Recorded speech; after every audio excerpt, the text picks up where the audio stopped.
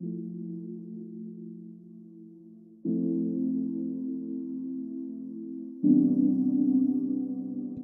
guys, hello friend, ikaze ku murongo wa MITech YouTube channel aho twiga web development. So nkuko mubizi rero, niba uri mushya hano twiga web development. Twiga web development twayisobanura mu Kinyarwanda. Tuyisobanura mu Kinyarwanda aho niyo waba uri mu beginner, niyo waba utazi byari byo, niyo waba ariho wabyumva ariko ukaba ufite inzozi zo kwiga web development, ukaba ufite inzozi zo kuzakora website software.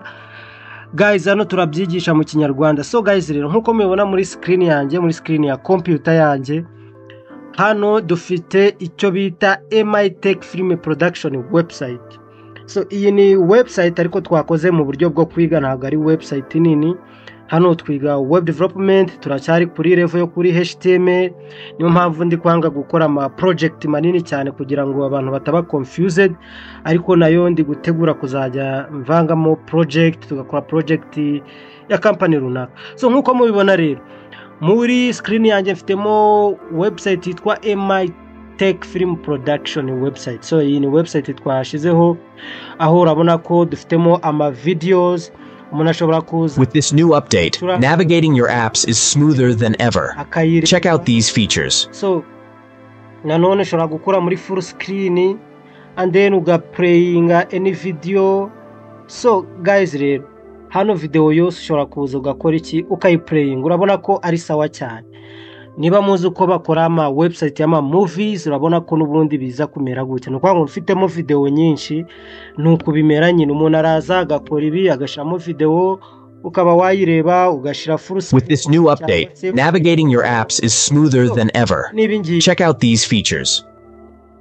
Ikindi muri website yacu twashizemo n'ama audios, ama audio. So ushobora kuza ukumviramo imiziki niba mu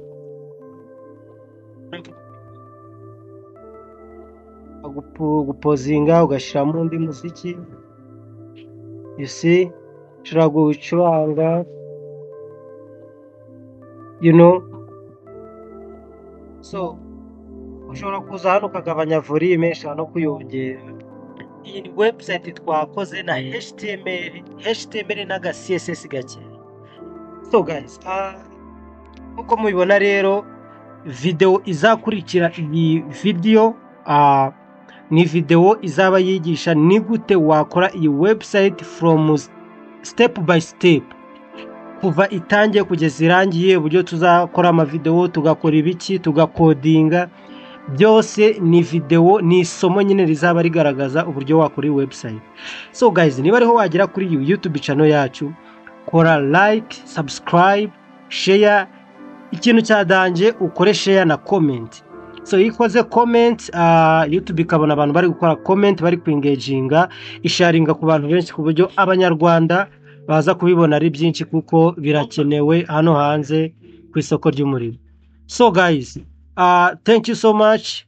Ukora subscribe, like, share and comment. See you in the lesson. Thank you.